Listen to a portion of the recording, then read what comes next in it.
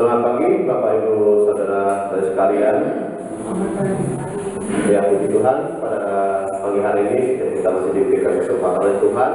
Kita masih bisa datang ke gedung gereja, bisa beribadah bersama-sama. Satu anugerah yang diberikan Tuhan yang luar biasa bagi kita semua.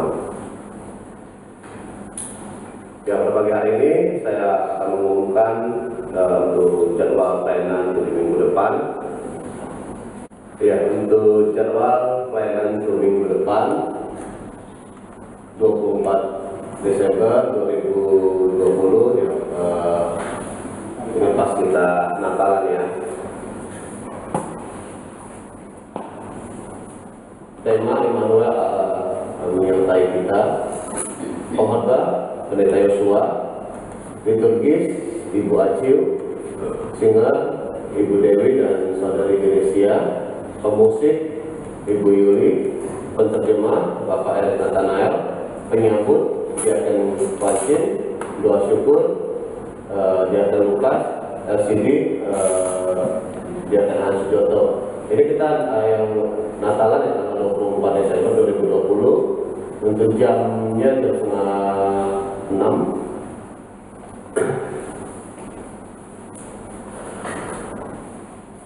Dan untuk ibadah tutup tahun tanggal 27 Desember 2020, tema percayalah kepada Tuhan dengan segenap hati. Pengkhotbah Pendeta Yosua, liturgis Ibu Dewi, pemusik Saudari Genesia, penterjemah Bapak Erik Nathanael, penyambut Ibu Krisan, doa syukur Diaken Hendri, LCD Saudari Novi. Ya, kita mau dukung dalam doa. Yang pertama kita Ibu Asmara Ginting, yang kita doakan masa pemulihannya, dan juga kita mendoakan Ibu Halimah yang berserang stroke. Ya Tuhan memimpin, Tuhan memberikan kesembuhan sehingga mereka bisa beraktivitas kembali. Yang kedua, kita juga doakan untuk jemaat yang berusia lanjut. Yang ketiga, kita juga doakan untuk ibadah dan perayaan Natal. Yang keempat, kita doakan untuk bangsa negara kita biarlah penanganan COVID-19 secepatnya selesai dan juga bisa menemukan vaksinnya sehingga kita bisa beraktivitas kemana saja. Untuk persembahan tanggal 13 Desember yang kehadiran 32 orang, total persembahannya 577.000. Yang perperuhan Ayaka 600.000, persembahan Natal Sola Gracia 200.000. Ya, sampai di sini untuk pengumumannya. Ya, kita mau masuk dalam ibadah pada pagi hari ini. Kita menundukkan kepala kita di hadapan Tuhan. Kita masuk dalam saat seduh.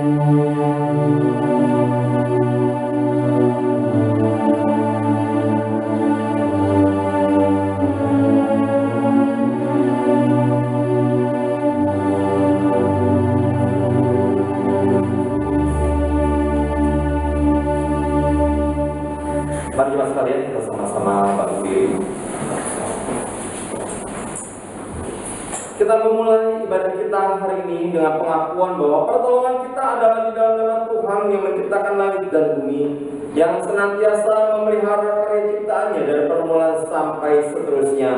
Kasih karunia dan damai sejahtera dari Allah Bapa dan Tuhan Yesus Kristus serta persekutuan dengan Roh Kudus menyertai saudara sekalian. Amin. Kita memuji Tuhan, kita mengatakan besar anugerah-Mu. Kita ada sampai hari ini, itu semua karena anugerah Tuhan.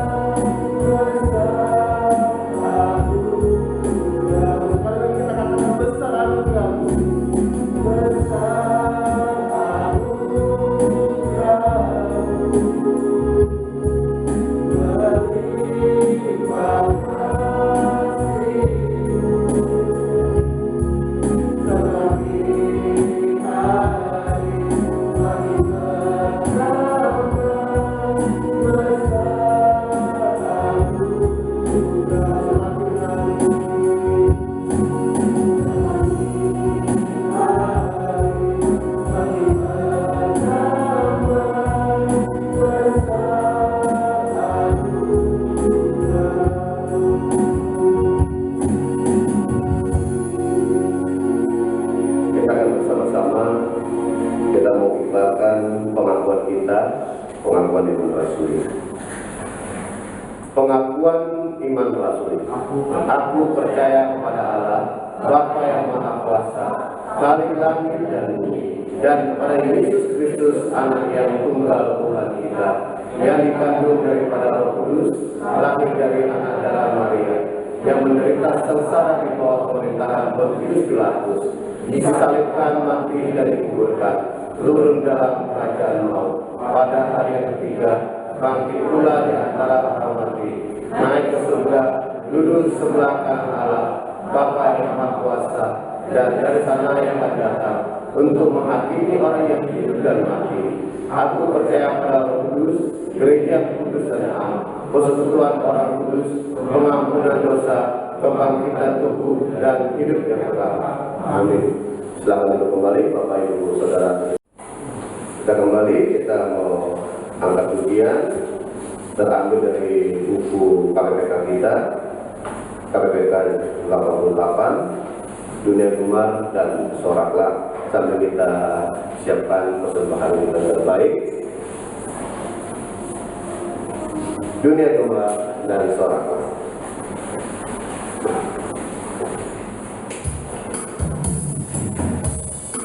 Yang kedua, dia bisa ke depan memberikan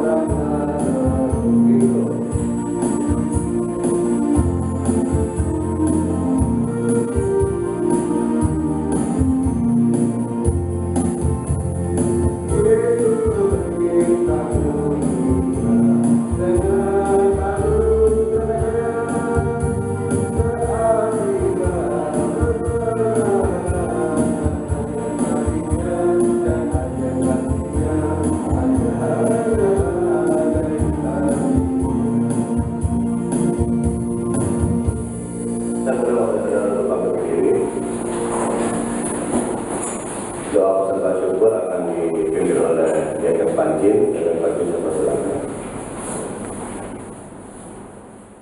Tuhan Allah yang Maha Kasih, kembali kami bersyukur padamu ya Tuhan. Tuhan telah memimpin kami hari lepas hari sehingga kami boleh sampai penghujung tahun 2020 ini ya Tuhan. Tuhan, terima kasih Tuhan. Terima kasih pagi ini kami bisa kumpulkan beribadah tempat ini. Biar Tuhan terus menuntun kami. Kami juga boleh datang di malam perayaan Natal tanggal 24. Dan minggu depan kami boleh ibadah tutup tahun. Dan kami boleh masuki tahun baru dengan pertolongan dan pimpinan Tuhan. Sehingga kami boleh menyambutnya dengan penuh sukacita. Biar Tuhan yang memimpin menuntun langkah-langkah kami ya Tuhan memasuki tahun 2021. Karena kami manusia penuh kekurangan dan kelemahan, kami penuh kekhawatiran, sehingga kami sangat memerlukan Engkau Tuhan. Kami memerlukan belas kasih-Mu Tuhan. Kami memerlukan pertolongan-Mu Tuhan. Sehingga kami tidak perlu takut dan khawatir lagi. Kami dengan penuh keyakinan Tuhan akan memimpin dan menuntun kami. Terima kasih ya Tuhan, terima kasih Tuhan. Kami juga bersyukur untuk tangan-tangan yang telah memberikan persembahan. Biarlah Tuhan minta dipersembahkan sepakai untuk dengan bijak untuk keperluan gereja-Mu Tuhan, sehingga nama-Mu boleh dipermuliakan Tuhan. Tuhan, sebentar lagi kami juga akan mendengarkan firman-Mu. Kau urapi hamba-Mu pendeta Yosua Tuhan. Biarlah apa yang disampaikan sungguh firman yang berasal dari Engkau, sehingga setiap telinga mendengar memperoleh sukacita, memperoleh kekuatan, memperoleh pimpinan Tuhan, sehingga setiap kehidupan kami boleh berjalan, boleh berlangkah di atas firman-Mu ya Tuhan. Tuhan, terima kasih Tuhan atas kasih karunia-Mu. Hanya di dalam nama Tuhan Yesus kami berdoa dan bersyukur. Amin. Dan kembali Bapak Ibu Saudara, kembali saya mengajak Bapak Ibu Saudara kita mengangkat pujian, kita mengatakan El Shaddai Allah serta.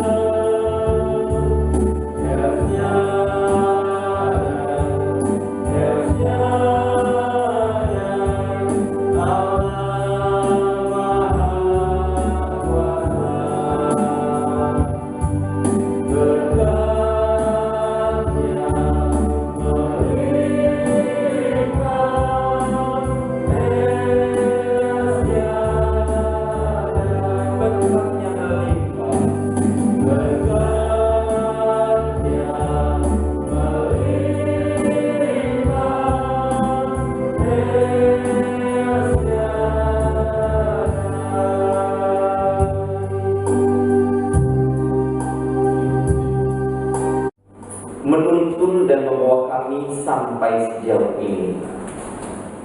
Jika bukan karena tuntunan tangan Tuhan atas kehidupan kami tahu sudah lama kami terhilang. Sudah lama kami tergerus zaman. Sudah lama kami tergerus dengan keputusasaan, kekhawatiran, dan ketidakpercayaan. Tuhan bersyukur karena Engkau adalah Allah El Shaddai, Allah yang selalu bersama-sama dengan kami, Allah yang maha kuasa, dan tidak ada satupun kuasa dan dunia yang mampu membendung semua perbuatan tangan Tuhan yang dahsyat atas kehidupan kami. Bapa, Engkau adalah Allah kami yang hebat, Allah kami yang perkasa, dan kami bangga memiliki Allah yang seperti Engkau. Berkatilah Bapa, sebentar kami merenungkan firman-Mu, minta pertolongan pada Roh Kudus bekerja, menelisik hati kami. Apakah hati kami lurus atau serong di hadapan Engkau? Apakah kami Tuhan kedapatan tulus ataukah kami kedapatan tidak setia di hadapan Engkau? Marilah firman-Mu Tuhan menyelidiki hati setiap kami, hati hamba-Mu, juga hati jemaat-Mu. Ya, bersama-sama ditegur, diteguhkan, dikuatkan, dan kami semakin didorong untuk hidup berpadanan dengan firman. Terima kasih Bapak, kami bersyukur pada Tuhan segala kebaikan Tuhan. Hanya dalam nama-Mu Tuhan Yesus kami bersyukur dan kami berdoa. Amin.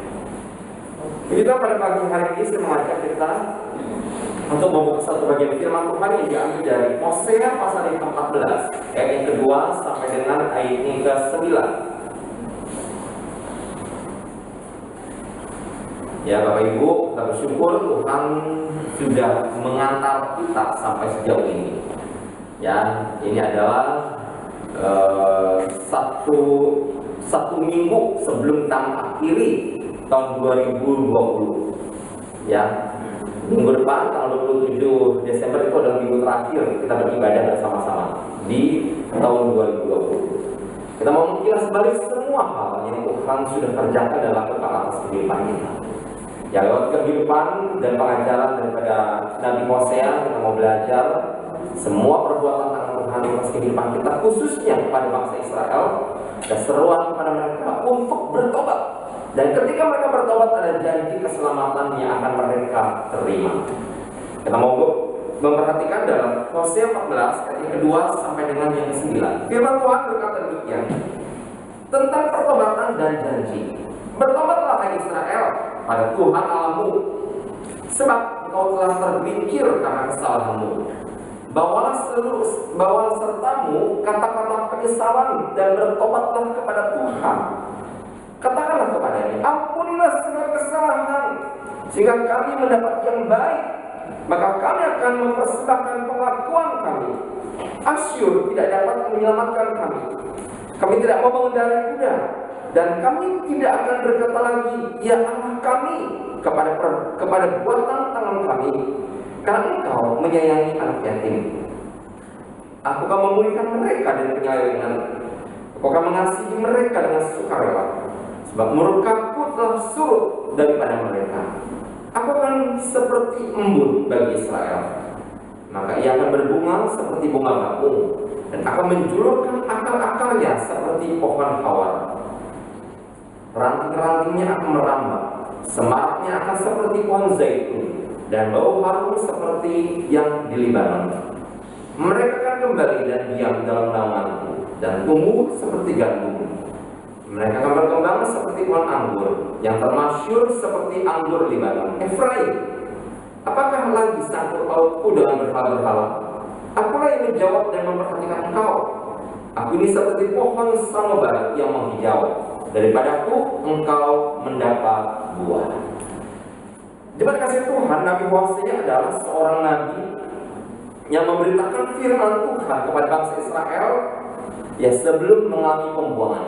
Ya, kalau kita membaca di dalam Hosea pasal yang pertama, ya bagaimana ya keluarga daripada Hosea ini menjadi gambaran bagaimana orang-orang Israel di mata Tuhan. Ya, Allah memerintahkan kepada Hosea, ayo Hosea kamu beristri. Ya, tapi istri yang dimiliki oleh Hosea itu bukan istri biasa, tapi adalah seorang bongel. Gomer ini adalah seorang perempuan yang tidak setia, ya, perempuan yang suka selingkuh, perempuan yang tidak menjaga kekudusan hidupnya, perempuan yang tidak berkomitmen di dalam kehidupan rumah tangga dan keluarganya. Sehingga dikatakan bahwa Gomer dan Hosea ini mereka memiliki 3 orang anak, dan 3 orang anak ini melambangkan apa yang terjadi kepada bangsa Israel. Kita perhatikan di Hosea pasal yang keempat, pasal pertama, ayat yang keempat.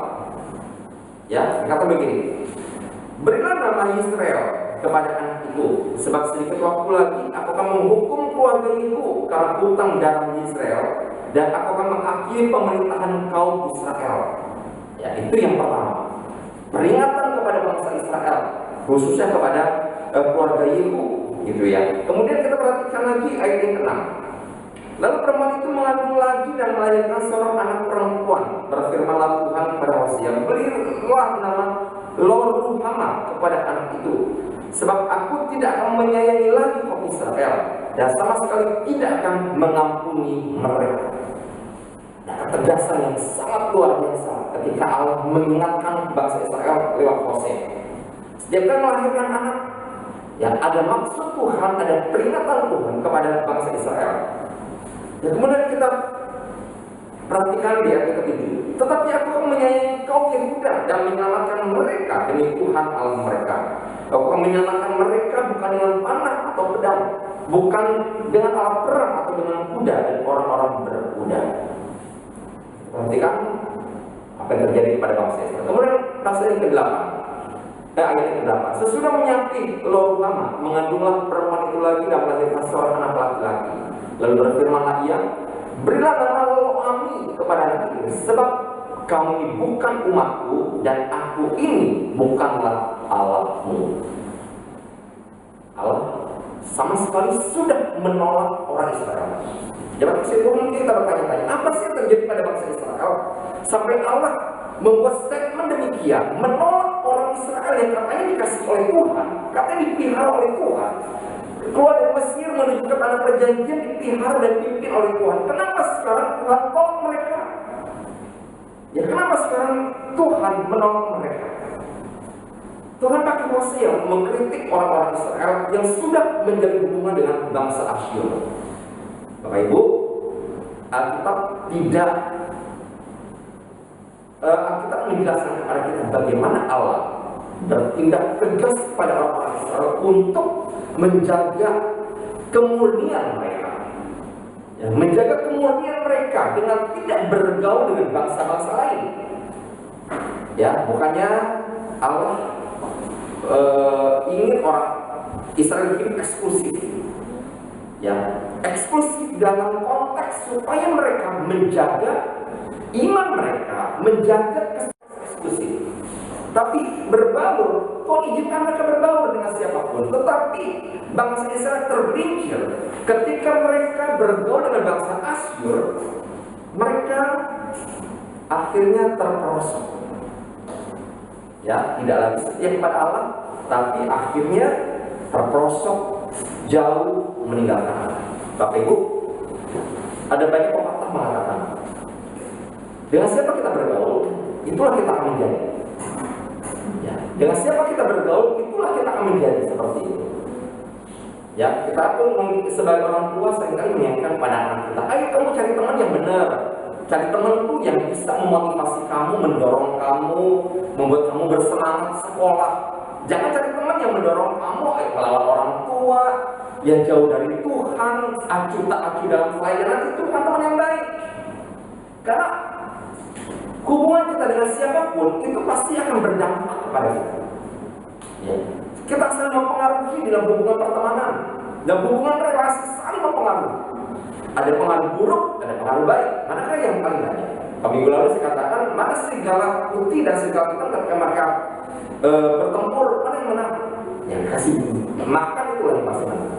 Dan Bapak yang kasih Tuhan, manakah relasi atau hubungan yang saling mempengaruhi satu dengan yang lain? Hubungan yang baik atau hubungan yang buruk? Tapi bangsa Israel mereka jatuh, ya, jatuh di dalam menduakan Tuhan. Bangsa Israel saat itu dikatakan mereka menjalin hubungan bilateral, hubungan dua arah dengan bangsa Asyur. Saat itu bangsa Asyur yang pada zaman Mesopotamia kuno dikatakan adalah bangsa yang sudah cukup metropolis. Ya, secara sosial, politik, ekonomi, ya bangsa Asyur ini kuat. Ya, Asyur ini punya keterkaitan dengan Babel, dengan Babilonia. Ya, kalau kita mempelajari sejarah dunia kuno, ya Babilonia dan Asyur ini punya keterkaitan satu dengan yang lain. Nah, bangsa Asyur ini ternyata adalah bangsa yang kuat. Mereka memegang peradaban dunia pada masa itu. Ya, tetapi orang-orang Israel juga melihat bangsa Asyur itu menyembah berhala. Sehingga dalam pemikiran mereka, bangsa Asyur itu kuat karena mereka menyembah berhala. Saya mau seperti itu karena bangsa Asyur itu kuat. Ya, kita mencoba membandingkan. Ya, kenapa ya Tiongkok itu kuat hari ini? Padahal puluhan tahun yang lalu katakan Tiongkok itu adalah negara yang sangat miskin. Ya, negara yang dijajah habis-habisan oleh Jepang, gitu ya. Ya, tapi kenapa sekarang ini bisa? Kenapa hari ini bisa menjadi raksasa ekonomi dunia?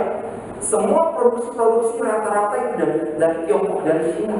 Kita mulai mempelajari, oh ternyata ini loh cara hidup mereka. Ternyata ini loh rahasia mereka. Ternyata ini loh taktik mereka. Kita belajar. Ya. Nah, bangsa Israel pun demikian ketika mereka menyaksikan bahwa bangsa Asyur itu hebat. Ekonomi, sosial, politik mereka kuat. Bangsa Israel mereka kuat karena mereka menyembah berhala. Akibatnya umat Tuhan mereka rame-rame menyembah sembahan orang-orang Asyur.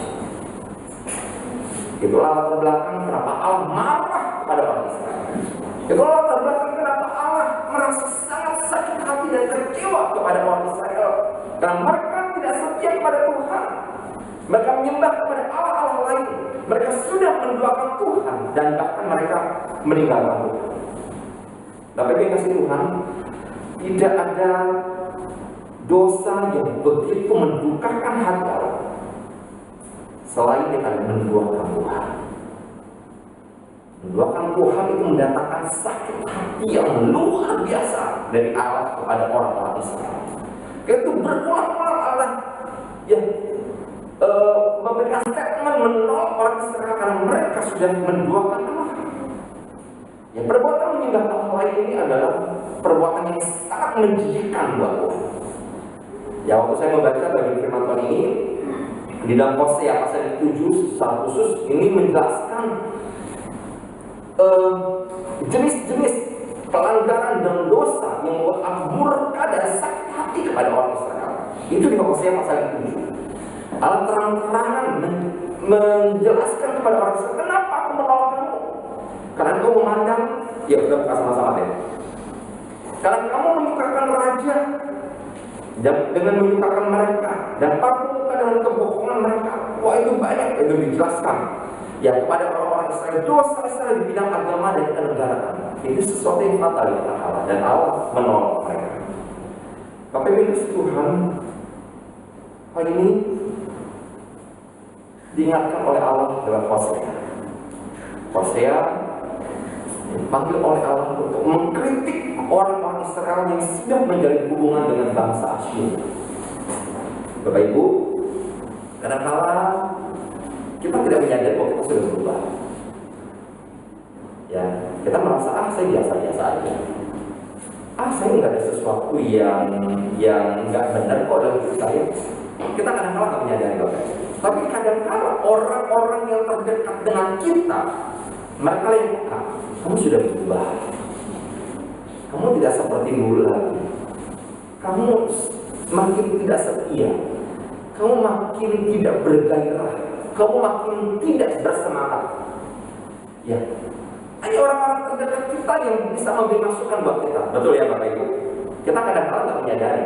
Karena itu dikatakan pasangan kita, orang-orang terdekat yang memberi di sekeliling kita itu jadi cermin loh buat kita. Untuk mengingatkan pada kita, kamu tuh sudah mulai jauh loh. Kamu tuh sudah mulai melenceng loh. Kamu tuh sudah mulai berbeda. Kamu sudah mulai berubah. Ya, orang-orang terdekat kita, pasangan kita, anak-anak kita, rekan-rekan kerja kita, mereka cermin untuk mengingatkan pada kita bahwa kita sudah mulai berubah. ketika orang-orang terdekat itu mulai mengingatkan kita, mulai menegur kita, bagaimana respon kita? Demikian Allah panggil Hosea untuk mengingatkan orang Israel, orang Israel, kamu tuh sudah mulai berubah, kamu mulai tidak setia dengan Allah.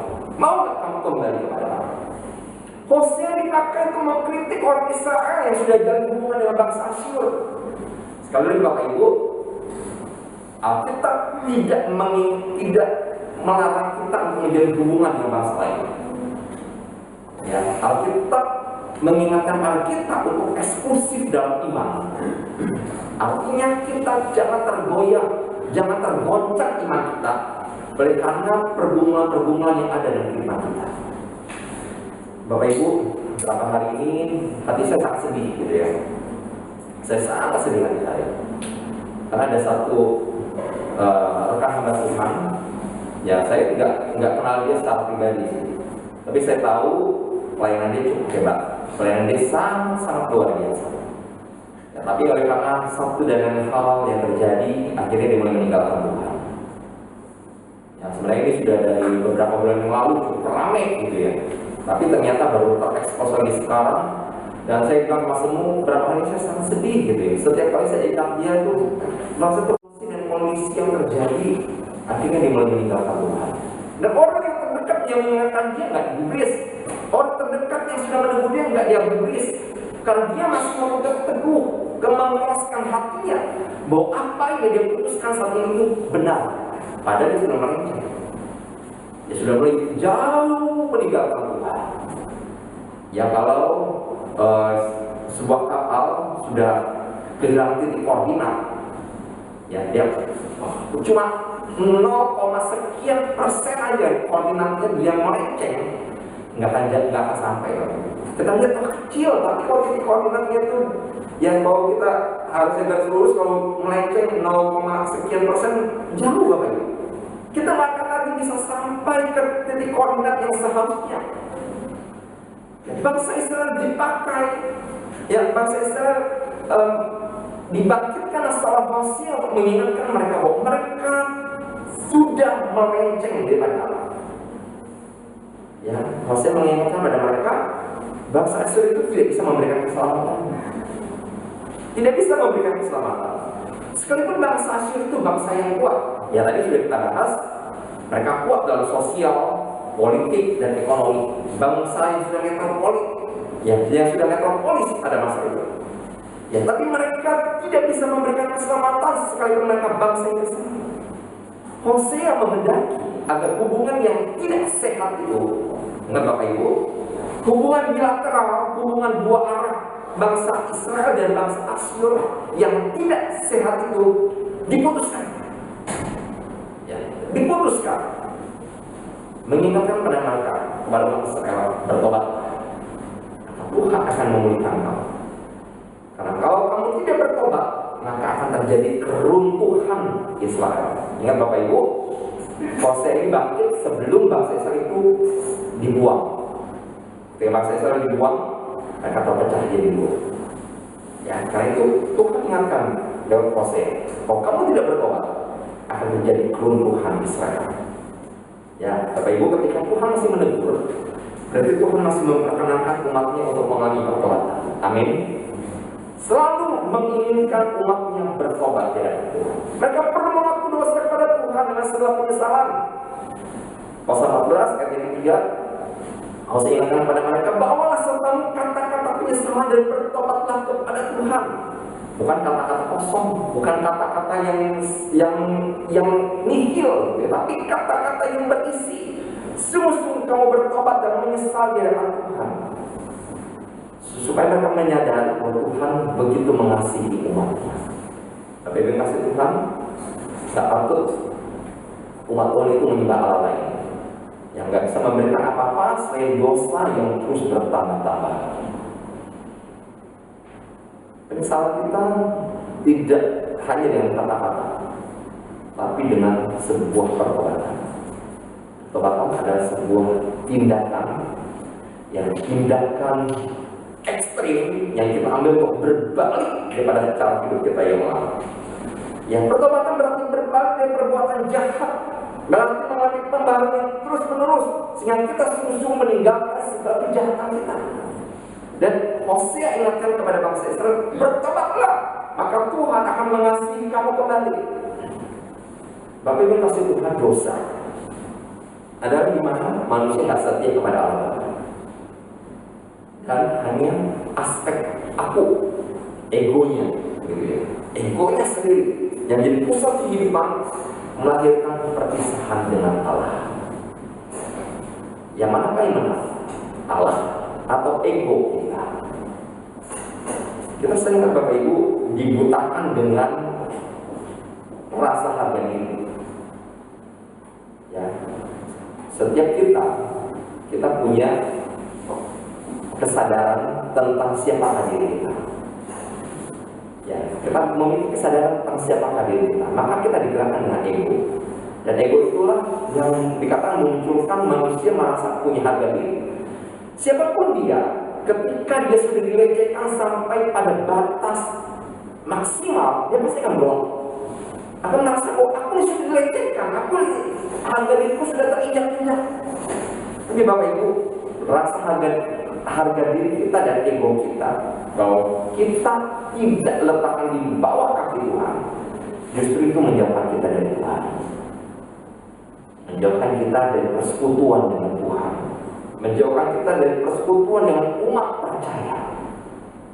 Bapak Ibu, apa kita sadari, semakin hari kita akan semakin jauh daripada titik koordinat di mana Tuhan ingin kita kembali. Tuhan Yesus mengasihi orang-orang Israel, dan Tuhan pun mengasihi kita yang memohon pengampunan di hadapan Tuhan. Bapak Ibu yang saya, ya ketika kita menjadi pusat kehidupan, itu pasti akan melahirkan perpisahan dengan Allah. Pasti akan melahirkan perpisahan dengan Allah. Bukan cuma dengan Allah Bapak Ibu. Ya berapa banyak rumah tangga bubar gara-gara aku yang lebih besar. Ya egonya suami, egonya istri. Memang laki-laki cuma doang. Emang perempuan cuma doang, itu juga bisa cari di luar. Ketika masing-masing kita mempertahankan ego kita, rumah tangga bubar. Tapi ketika kita dijaga oleh Tuhan, bawa ego kita masing-masing di hadapan Tuhan. Minta kepada Tuhan hikmat, kekuatan, kemampuan memahami kembali apa sih makna pernikahan kita, apa sih makna rumah tangga kita di hadapan Tuhan. Rumah tangga kita, ketika Tuhan satukan dua pribadi yang tidak sempurna untuk saling belajar, menekan ego, belajar merendahkan hati, merendahkan diri, saling berbaur satu dengan yang lain, kita pasti bisa menjalani dengan baik. Dosa membuat manusia menjadi gelisah. Dosa membuat manusia mengalami kekacauan hidup jauh dari ketenangan. Akibatnya orang seperti akan bertindak aneh-aneh, mulai aku menciptakan kerusuhan, punya iri hati dan tidak segan-segan menyakiti orang lain. Hati-hati dengan pemikiran kita yang seringkali tidak sehat. Pemikiran kita yang seringkali suka ngawur dan ngaco, gitu ya. Yang seringkali punya penilaian terlebih dahulu pada orang lain tanpa ada fakta yang sebenarnya. Bapak Ibu kasih Tuhan, kita perlu merenungkan tentang kehidupan kita ini. Sudah berapa jauh kita melangkah dari kehendak Allah? Ketika Hosea menyebut bangsa Israel, kamu sudah jauh dari Allah, sudah jauh dari persekutuan dengan orang percaya, sudah jauh dari persekutuan dengan Tuhan. Kembalilah kepada Allah. Kita perlu menyadari betapa lemahnya kita dan betapa berdosanya kita di depan Tuhan. Dan kita perlu menyadari bahwa kita perlu mengambil keputusan yang tepat. Ya, sekalipun keputusan itu mungkin nggak populer, yaitu bertobat. Ya, di hadapan Tuhan, bertobat itu adalah sesuatu yang luar biasa. Bagi orang-orang dunia bertobat, ya kalau kita mendengar orang-orang yang sedang mereka mulai hijrah, tinggalkan hidup mereka yang lama. Tandanya apa? Kayak kerudung. Tandanya apa? Jalan keluar. Ada 3 titik. Mereka sudah hijrah, bertobat dari mereka yang lama. Tapi kita bertobat dari Allah, kita menundukkan ego kita. Karena Allah berkenan menerima dan mengampuni setiap kita. Allah nggak akan bertanya berapa dosa, ya berapa besar dosa yang sudah kita perbuat. Tapi Allah berkenan menyambut kita yang mau datang kepada Tuhan. Tapi dikatakan betapa besar kasih Allah kepada kita, tidak bisa diukur dengan apapun. Kata Bapak Ibu yang kasih Tuhan, marilah kita kembali kepada Tuhan, mengingat kembali kata Dia mengasihi kita. Tobat dan ada penyertaan Tuhan atas kehidupan kita. Kita sama-sama.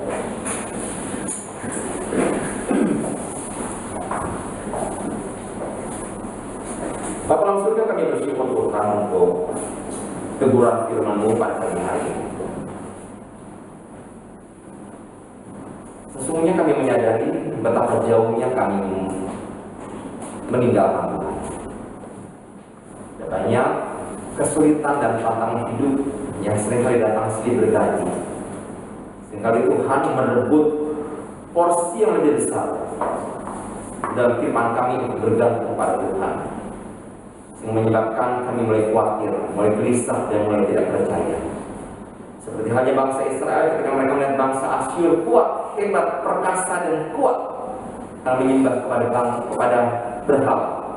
Bangsa Israel pun mulai tergoda untuk menyembah Allah bangsa Asyur. Tuhan, tolonglah kami, mampukanlah kami untuk memaknai kehidupan yang terizinkan untuk kami lalui hari-hari ini. Walaupun kami tahu seringkali kehidupan yang kami jalani Tuhan tidak mudah. Kami harus bergelut dengan hidup ini. Banyak air mata yang mungkin tercurah. Ada banyak peluh mungkin Tuhan yang tercucur karena kami begitu lelah menjalani hidup ini. Kadang-kadang Tuhan, harapan ini seperti sudah sangat tipis. Dan banyak godaan yang membuat kami sebenarnya bisa meninggalkan Tuhan. Tapi kami bersyukur Tuhan bahwa Engkau tetap merengkuh kami. Engkau tetap memegang tangan kami erat dan tidak tinggalkan kami. Bersyukur untuk pasangan hidup kami. Bersyukur untuk anak-anak kami. Bersyukur untuk rekan-rekan kerja. Bersyukur untuk orang-orang terdekat yang Tuhan berikan di sekitar kami, untuk meneguhkan kami, menguatkan kami, menghibur kami, mendorong kami kembali. Ampuni kami Tuhan jika kami mulai menjauhkan diri daripada Engkau, menjauhkan diri kami dari persekutuan dengan Engkau dan dengan orang percaya. Tahu Tuhan, kami butuh pertolongan, butuh campur tangan Tuhan atas kehidupan kami. Ketika kami jelas balik Tuhan sepanjang tahun ini, kami tahu ada banyak hal yang terjadi. Mungkin waktu-waktu itulah Tuhan, ketika kekhawatiran besar melanda diri kami, mungkin saat itu kami mulai tidak percaya pada Tuhan. Ampunilah kami, Tuhan. Kami mau menyesal di depan Tuhan. Sungguh-sungguh Tuhan membawa kehidupan kami kepada Tuhan. Karena kasihan dan pertolongan atas kehidupan kami. Terima kasih Bapa, sampaikan firman-Mu, dan biarlah kami mampu menjadi pelaku-pelaku firman. Yang dalam nama-Mu Tuhan Yesus kami bersyukur dan kami berdoa. Amin. Natal.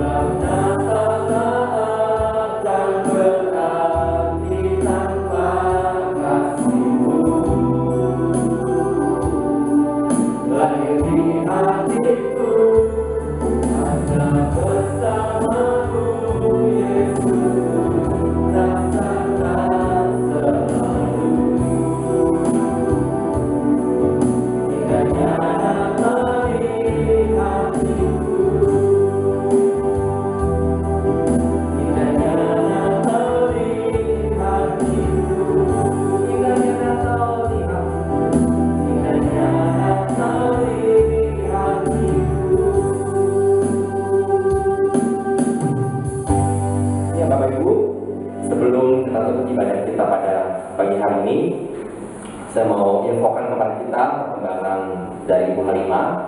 Ya, semalam Vivi WA saya dikasih kabar Bu Halimah sudah mulai bisa ngomong sedikit-sedikit, walaupun belum lancar gitu ya, tapi sudah mulai bisa berbicara, bisa bilang lapar gitu ya. Dan dokter melihat perkembangannya sangat baik, karena orang-orang biasa 15 hari gitu masih di SCU, tapi Bu Halimah 3 hari sudah keluar ruang perawatan. Kita berdoa, bersyukur untuk ketepatan penanganan yang sudah diberikan buat Bu Halimah. Kita bersyukur biar Tuhan terus jamah, biar Tuhan terus pulihkan. Kita berdoa biar Tuhan terus berikan kesempatan kepada Ibu Halimah menyaksikan anak-anaknya bertumbuh, menyaksikan anak-anaknya ya bisa menjalani hidupnya dengan baik. Ya, dia punya banyak kerinduan untuk anak-anaknya. Kita berdoa biar Tuhan berbelas kasihan kepada keluarga ini. Pada Bapak Ibu, kita mau, oh ya, satu hal lagi, tanggal 26 Desember jika Tuhan izinkan, Pak Martin bersama dengan istrinya akan kembali ke Binjai. Ya, jadi pindah-pindahan sudah selesai, di atas sudah tidak ada lagi barang-barang Pak Martin, tapi dia dalam waktu dekat mungkin akan kembali untuk urus surat pindah dan sebagainya. Kita berdoa biar Tuhan juga jamah, tolong Ibu Asmara. Ibu Asmara ternyata sudah ada gangguan di bagian ginjal, gitu ya, jadi kreatinnya sangat tinggi. Kita berdoa biar Tuhan juga berbelas kasihan untuk Ibu Asmara. Makanya saya ingatkan kepada Bapak Ibu yang punya penyakit bawaan, ya, punya darah tinggi, punya diabetes, punya kolesterol, jangan males minum obat, ya, jangan males minum obat. Memang minum obat akan merusak ginjal, tapi nggak minum obat lebih parah, lebih cepat, ya, komplikasi bisa kemana-mana. Ibu Asmara begitu, dia nggak konsisten minum obat, ya, karena takut nanti obat itu bikin ginjalnya rusak, ya. Tubuh kita nggak tahu kapan diabetes kita naik, kapan kita hipertensi, kapan kolesterol kita tinggi. Tahu-tahu dia bekerja senyap, merusak bagian-bagian tertentu, dan ketika kita menyadari sudah fatal. Terus saya ingatkan sekali lagi, jangan males minum obat, walaupun minum obat itu nggak enak, tapi harus mendorong diri kita minum obat dengan teratur. Jangan jadi dokter buat diri sendiri. Kita belum lulus. Dokter yang udah ngasih resep sama kita, udah puluhan tahun mereka belajar. Kita ini belum apa-apa, jangan dengar kata orang nanti ginjalnya rusak kalau minum obat terus. Nggak minum obat lebih cepat rusak dan lebih menyusahkan diri kita. Akan menyusahkan juga keluarga kita mungkin. Kita konsisten, kita jaga diri kita, minum obat dengan teratur. Jaga dirimu, jaga keluargamu. Masing-masing bertanggung jawab atas kehidupan dan kesehatan kita masing-masing. Kita akan tutup ibadah kita. Pujian doksologi.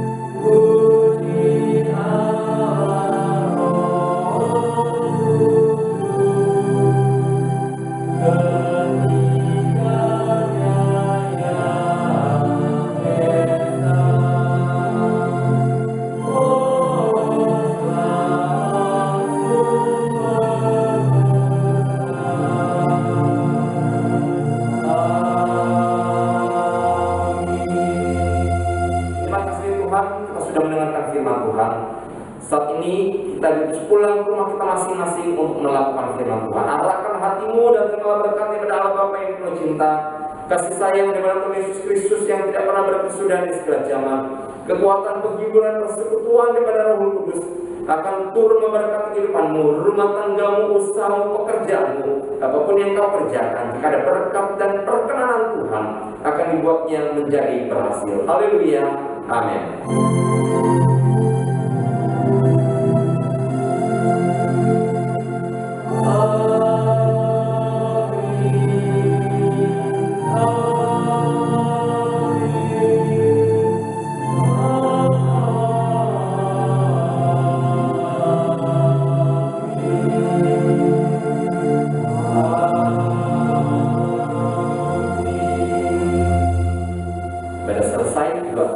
Tuhan Yesus memberkati.